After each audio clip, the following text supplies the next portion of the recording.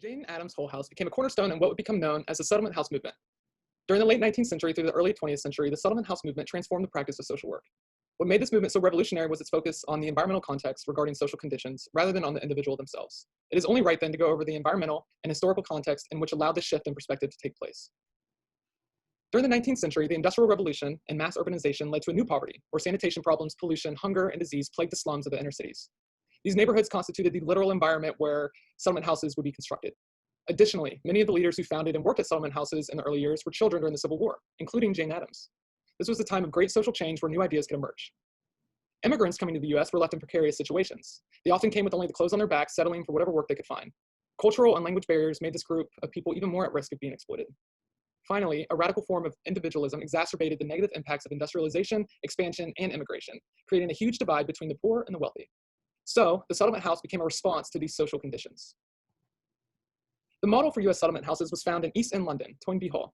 Toynbee Hall was founded in 1884 and intended to create an atmosphere similar to that of the Oxford campus. In 1886, 2 years after the founding of Toynbee Hall, the neighborhood guild, which would be renamed to University Settlement, became the first US settlement house. Following Toynbee Hall's influence of creating an Oxford-type atmosphere, the settlement house worker was often middle class, well-educated, and largely Christian. They would move into these houses and immerse themselves amongst the community. Seminary students would visit and take residency at Toynbee Hall, coming back to the US with these new ideas. Jane Addams' story is not too different. Jane Addams, a middle-class seminary student herself, pursuing a career in medicine, took a hiatus from her education due to a spinal condition. She went to London, followed by consecutive visits to London, witnessing the poverty of East End and the impact and conceptual framework of Toynbee Hall. In 1889, Jane Addams partnered with Ellen Gates Starr and founded the Hull House in Chicago. They built upon the ideas of Toynbee Hall, working to meet the needs of the community. As Hull House raised more money, its capacity for action increased, initially aiding immigrants and providing kindergarten services to eventually offering adult classes and social clubs, housing a gymnasium and building playgrounds. They played an important role in creating child labor laws and building social welfare programs. The settlement house movement utilized micro, meso, and macro approaches to addressing the environmental conditions placed upon the poor communities. Hull House was a significant step in the right direction for the community, and it created educational opportunities for the disadvantaged. Its major focus was on neighborhoods as a whole rather than selective services for specific individuals. Gaps between the social classes were another thing that Hull House helped close. People like Jane Addams and Ellen Gates Starr helped lower class citizens by offering them education, music and art classes, a public community kitchen, and a safe place to sleep.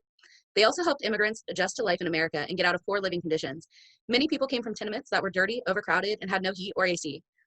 Immigrants were offered financial assistance, food assistance, childcare, and vocational activities that could help them with daily living, such as sewing.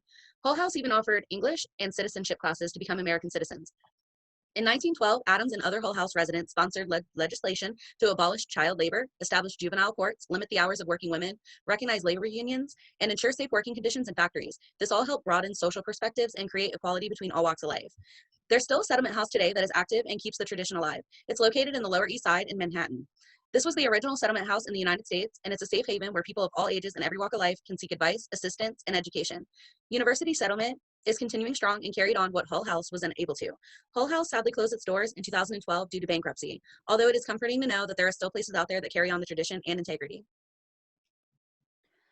Looking forward in the social work profession, reforms can be made in the micro, meso, and macro levels of practice.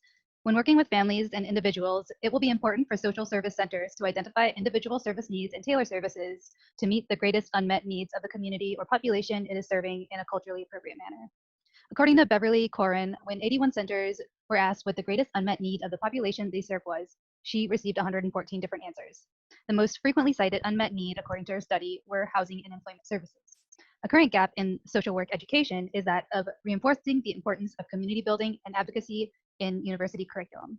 The draw towards private practice and managed care may overshadow one of the core values of social work, social justice. Social workers should be part of community building, especially when local policies favor gentrification and corporate interests. Social workers should work with community members to ensure that the community has a clear voice in any urban renewal projects which may result in the displacement of individuals, families, and small businesses. Strong collaboration is needed between non-governmental entities and the federal and local government. Having NGOs working with and in the community can foster a sense of empowerment. Those that are living in communities that are in need of services feel like they have strong allies and financial support from federal block grants. At this time, HUD allows for localities to make critical budgetary decisions and providing minimal support as needed. The most radical change that can be drawn from the settlement houses and Jane Addams is that of harm prevention through reduction of poverty by creating jobs that pay a living wage, universal education, and equal access to safe and affordable housing. While this is a reality in some European countries such as Germany and Norway, the United States will have to have a major reorientation of its economic system to make this a reality.